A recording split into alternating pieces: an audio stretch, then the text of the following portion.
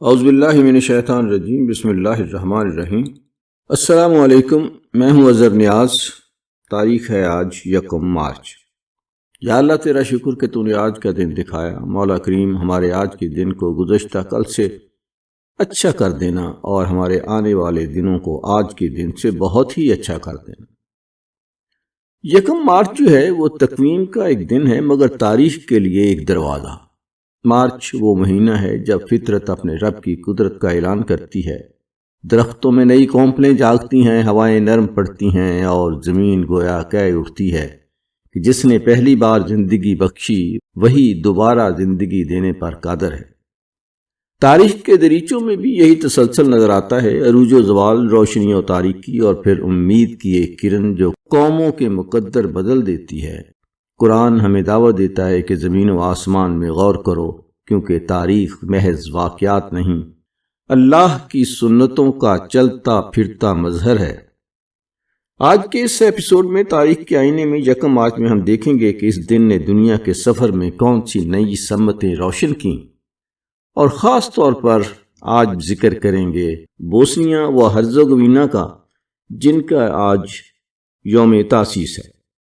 تو پروگرام سنتے ہیں آج تاریخ کے آئینے میں۔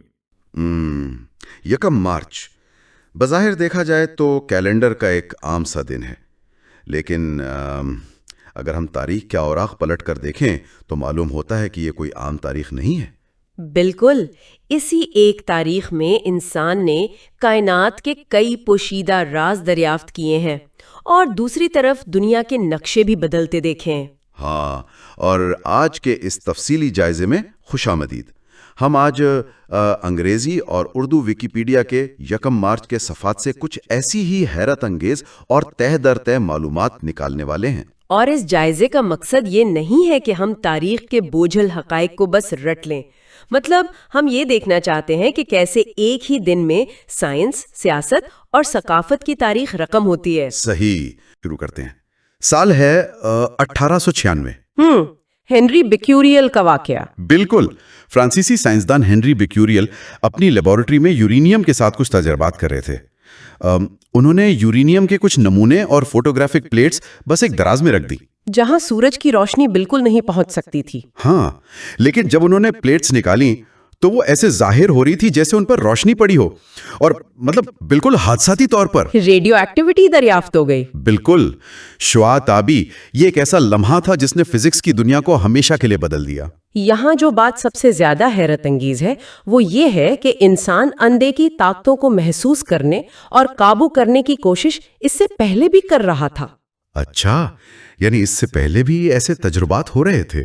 بالکل، دیکھیں، ہنری بیکیوریل کی دریافت سے محض 3 سال پہلے 1 مارچ 1893 کو مشہور الیکٹریکل انجینئر نیکولا ٹیسلا کا ایک واقعہ ہے۔ نیکولا ٹیسلا، کیا بات ہے! ہاں، وہ سینٹ لوئس میزوری میں ایک بہت بڑے مجمع کے سامنے کھڑے تھے اور وہ ریڈیو لہروں کے ذریعے ہوا میں پیغام بھیجنے کا پہلا عوامی مظاہرہ کر رہے ہیں۔ اس وقت کے لوگوں کے لیے تو تار کے بغیر ہوا میں آواز یا سگنل کا سفر کرنا کسی جادو سے کم نہیں ہوگا۔ ہاں، بالکل ایک جادو تھا۔ انسان قدرت اور غیر مرئی طاقتوں کے ساتھ اپنا رشتہ بدل رہا تھا، اور ایک طرف ان غیر مرئی لہروں کو قابو کیا جا رہا تھا، اور دوسری طرف اگر دیکھیں تو بصری دنیا میں بھی ایک انقلاب آ رہا تھا۔ آپ موشن پکچرز کی بات کر رہے ہیں نا؟ ہاں، تھوڑا اور پیچھے 1864 کی طرف جائیں تو فرانسیسی موجد لوئی ڈوکس ہارن نے متحرک فلمیں بنانے اور دکھانے کی ایک مشین کا پیٹنٹ حاصل کیا۔ گو کہ وہ مشین بڑے پیمانے پر نہیں بن سکی، لیکن تصاویر کو متحرک دیکھنے کا جو تصور تھا وہ جدید سینما کی بنیاد ضرور بنا۔ بالکل، 1 مارچ کے ان تینوں واقعات میں ایک چیز مشترک ہے، انسان قدرت کی ان طاقتوں کو استعمال میں لا رہا تھا جو پہلے کبھی سوچی بھی نہیں گئی تھیں۔ لیکن قدرت کے ساتھ انسان کا یہ رشتہ صرف لیبارٹری یا ایجادات تک محدود نہیں تھا۔ جب انسان نے محسوس کیا کہ وہ قدرت کو مسخر کر سکتا ہے تو ساتھ ہی اسے یہ احساس بھی ہوا کہ قدرت کو بچانا بھی ضروری ہے۔ یہ تو بہت اہم بات ہے۔ ہاں، تو 1 مارچ 1872 کو امریکہ میں یلو سٹون کو دنیا کا پہلا نیشنل پارک قرار دیا گیا۔ دنیا کا پہلا نیشنل پارک؟ جی، یہ انسانی شعور کی ایک بہت بڑی جز تھی۔ مطلب تاریخ میں پہلی بار حکومت کی سطح پر یہ فیصلہ کیا گیا کہ قدرتی خوبصورتی کو محض معاشی فائدے کے لیے تباہ نہیں کیا جائے گا، بلکہ آنے والی نسلوں کے لیے محفوظ رکھا جائے گا۔ زمین کو محفوظ کرنے کا یہ شعور یقیناً اہم تھا، لیکن انسان کی نظریں تو اس وقت آسمان پر بھی تھیں۔ خلا کی طرف سطح پر پہنچنے والا پہلا خلائی جہاز تھا۔ ذرا اس جستجو کے بارے میں سوچیں۔ ایک مشین جو زمین پر بنی، اس نے لاکھوں میل کا فاصلہ طے کیا اور ایک ایسے سیارے کی سطح پر چھوا جس کی صرف کہانیاں سنی تھیں۔ زمین سے نکل کر خلا تک کی یہ ایک بہت بڑی جستجو تھی، لیکن یہاں آ کر بات واقعی بہت دلچسپ ہو جاتی ہے، کیونکہ تاریخ کا دائرہ صرف خلا میں نہیں بدلتا۔ بالکل، یہ اقتدار کے ایوانوں اور سیاسی میدانوں میں بھی جنم لیتا ہے۔ ہاں، چلیں تھوڑا سیاست اور عالمی تبدیلیوں کی طرف آتے ہیں۔ 1815 کی بات کرتے ہیں۔ فرانسیسی شہنشاہ نیپولین، جنہیں ایلبا کے جزیرے پر جلاوطن کر دیا گیا تھا، بالکل، سب کا خیال تھا کہ ان کا باپ ختم ہو چکا ہے، لیکن 1 مارچ کو وہ اپنی جلاوطنی ختم کر کے ایک چھوٹی سی فوج کے ساتھ واپس فرانس کے ساحل پر اترے۔ اور اس ایک واپسی نے پورے یورپ کی سیاست میں بھونچال پیدا کر دیا۔ جو فوج اسے گرفتار کرنے کے لیے بھیجی گئی وہ اسی کے ساتھ مل گئی، اور پھر وہ مشہور 100 ڈیز یا 100 دنوں کی مہم شروع ہوئی، جس نے پورے یورپ کو دوبارہ جنگ میں دھکیل دیا۔ طاقت اور جنگ کا یہ جو کھیل ہے نا، یہ 1917 میں ایک اور بڑی شکل میں سامنے آیا۔ 1 مارچ 1917 کو امریکہ کے اخبارات میں ایک سنسنی خیز خبر چھپی تھی۔ ہاں، زمرمین ٹیلی گرام؟ بالکل وہی۔ جرمنی کے وزیر خارجہ آرتھر زمرمین نے میکسیکو کو ایک خفیہ پیغام بھیجا تھا، جس میں پیشکش کی گئی تھی کہ اگر میکسیکو امریکہ پر حملہ کر دے تو جنگ کے بعد جرمنی میکسیکو کو ٹیکسس، نیو میکسیکو اور ایریزونا کے علاقے واپس دلانے میں مدد کرے گا۔ ہاں، اور برطانوی انٹیلیجنس نے یہ پیغام پکڑا اور امریکہ کو دے دیا۔ اور اس ایک خط نے تاریخ کا رخ بدل دیا۔ اس وقت تک امریکہ پہلی جنگ عظیم سے خود کو دور رکھے ہوئے تھا، لیکن اس ٹیلی گرام کے منظر عام پر آتے ہی امریکہ باقاعدہ طور پر جنگ میں شامل ہو گیا۔ سفارتکاری کی دنیا کا ایک خفیہ پیغام کیسے عالمی حالات بدل سکتا ہے، یہ اس کی ایک بہت واضح مثال ہے۔ اور جب یہ جنگیں ختم ہوئیں تو دنیا کو ظاہر ہے ایک نئے نظام کی ضرورت پڑی۔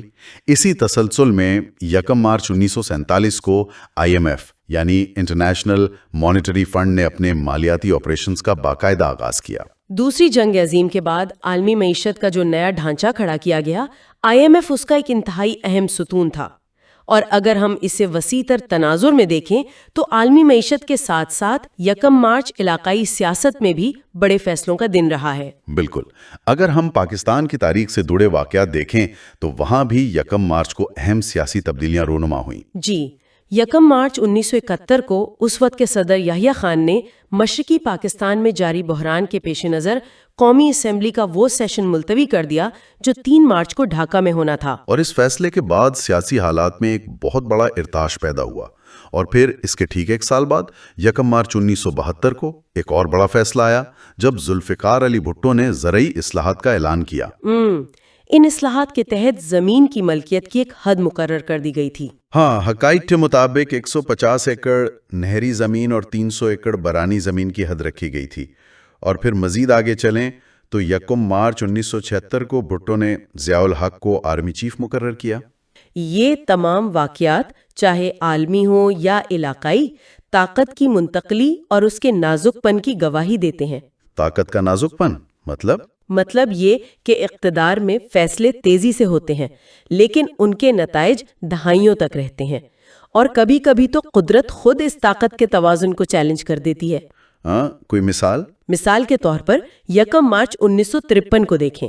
جوزف اسٹالن، سوویت یونین کا طاقتور ترین حکمران، اسے آج ہی کے دن فالج کا شدید دورہ پڑا۔ ہاں، اور وہ واقعہ تو بہت مشہور ہے کہ اس کا خوف اتنا زیادہ تھا کہ اس کے اپنے محافظ کئی گھنٹوں تک اس کے کمرے میں جانے سے ڈرتے رہے۔ بالکل، کہ کہیں بغیر اجازت اندر جانے پر انہیں سزا نہ مل جائے۔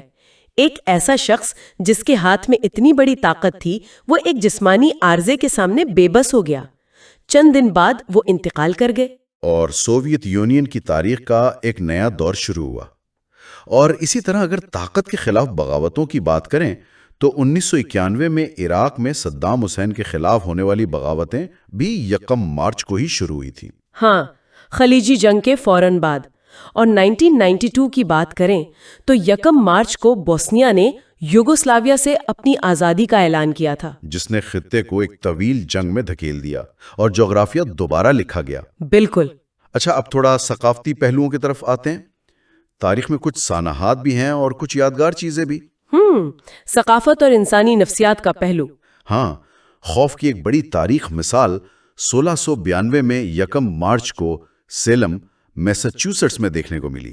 مشہور وچ ٹرائلز یا ڈائنو کے ٹرائل کا آغاز ہوا، جہاں سارا گڈ، سارا آسبورن اور ٹیٹوبا پر جادوگری کے الزامات لگائے گئے۔ یہ انسانی نفسیات اور اجتماعی ہسٹیریا کی ایک کلاسک مثال ہے۔ مطلب جب معاشرے میں بیماری اور سردی کا خوف پھیلتا ہے تو وہ اپنے ہی کمزور لوگوں کو نشانہ بناتا ہے۔ بالکل، اور اس را علمی نے کئی بے گناہ لوگوں کی جان لے لی۔ اور جدید دور کے خوف اور سانحات کی بات کریں تو 1 مارچ 1932 کو چارلز لنڈبرگ کے 20 ماہ کے بچے کا اغوا بھی آج ہی کے دن ہوا، جسے صدی کا سب سے بڑا جرم کہا گیا، اور اس نے دنیا کو پہلی بار دکھایا کہ ماڈرن میڈیا سرکس کیا ہوتا ہے۔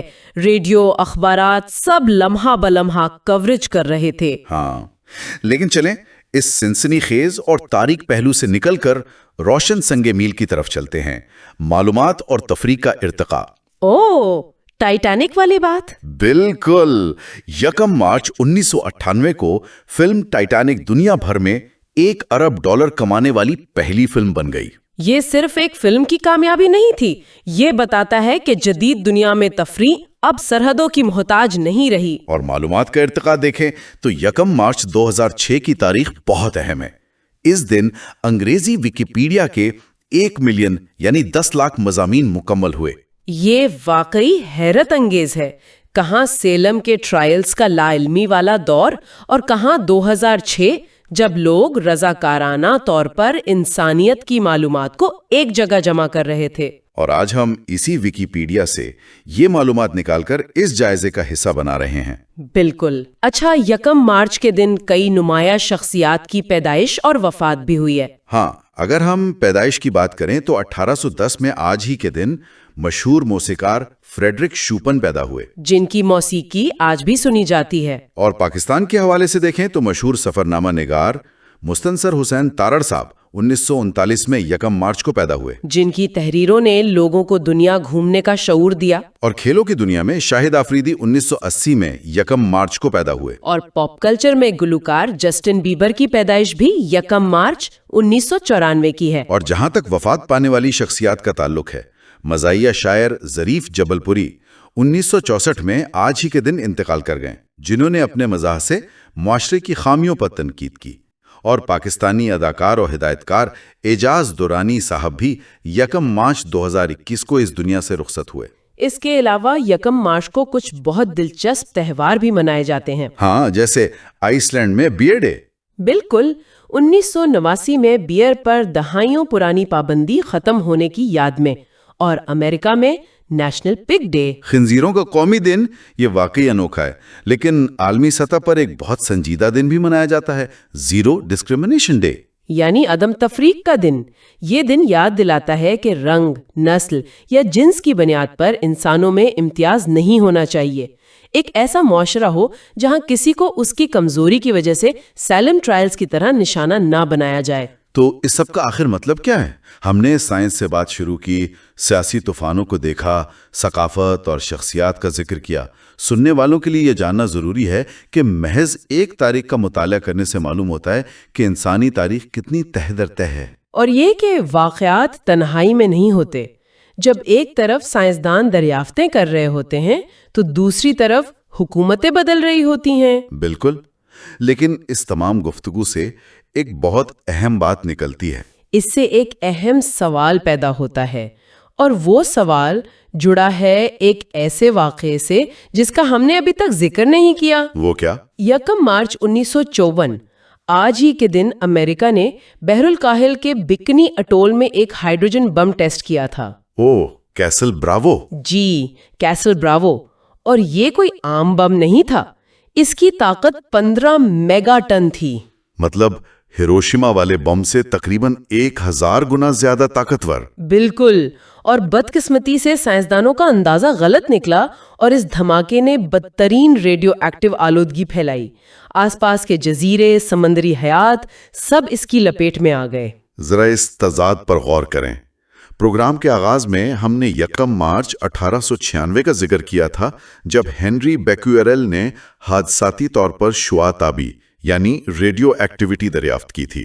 بالکل، وہ ایک خالص سائنسی دریافت تھی، لیکن محض 60 سال سے بھی کم عرصے میں وہی سائنس ایک ایسی طاقت میں تبدیل ہو گئی جو پوری دنیا کے ماحول کو تباہ کرنے کی صلاحیت رکھتی تھی۔ سائنس کا ابتدائی مقصد اور اس کا حتمی استعمال یہ سوچنے اور غور کرنے کا مقام ہے۔ علم اور ٹیکنالوجی کی اپنی کوئی اخلاقیات نہیں ہوتی، یہ فیصلہ انسان کا ہے کہ وہ اسے تباہی کے لیے استعمال کرتا ہے یا بھلائی کے لیے۔ اور یہی وہ فکر انگیز خیال ہے جو ہم آج چھوڑ کر جا رہے ہیں۔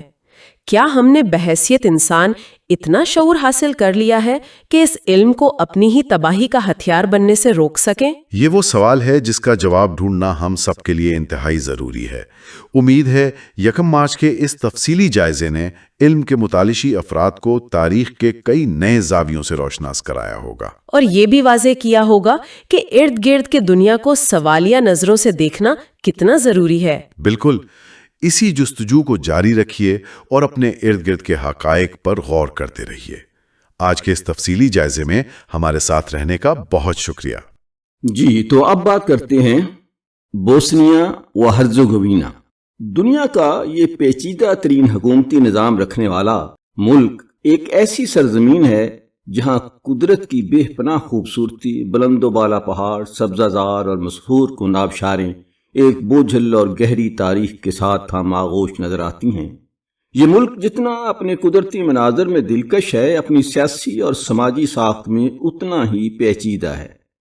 یہاں ہر سیاح اور تجزیہ کار کے ذہن میں ایک ہی سوال ابھرتا ہے، ایک ایسا ملک جس کے 3 صدور ہوں اور جو ایک منجمد امن معاہدے کے تحت چل رہا ہو، وہ آخر اپنی بقا کیسے برقرار رکھے ہوئے ہے؟ بوسنیا و ہرزیگوینا کا موجودہ انتظامی ڈھانچہ 1995 کے ڈیٹن امن معاہدے ڈیٹن پیس ایکارڈ کے تحت، جس نے جنگ تو روک دی لیکن ملک کو ایک ایسے گورکھ دھندے میں الجھا دیا ہے جو شاید دنیا کا پیچیدہ ترین نظام ہے۔ گارڈین کے مطابق یہ ملک 2 خود مختار حصوں یعنی فیڈریشن آف بوسنیا و ہرزیگوینا اور ریپبلک سرپسکا میں تقسیم ہے، جبکہ پچکو ڈسٹرکٹ ایک علیحدہ خود مختار اکائی ہے۔ اس کی 6 فریقی صدارت ہے، جس میں ایک ٹرائی پیٹریٹ پریزیڈنسی اس نظام کی سب سے عجیب خصوصیت ہے۔ بوسنیائی ایک کروٹ اور ایک سرب رکن شامل ہوتا ہے۔ یہاں سب سے بڑا المیہ یہ ہے کہ امیدواروں کے لیے ان تینوں میں سے کسی ایک نسلی شناخت کا حاصل ہونا لازمی ہے۔ اس کا مطلب یہ ہے کہ وہ شہری جو خود کو صرف بوسنیائی کہلوانا پسند کرتے ہیں یا جن کا تعلق یہودی یا روما جیسی اقلیتوں سے ہے، وہ ملک کے اعلیٰ ترین عہدے کے لیے نااہل قرار دیے گئے ہیں۔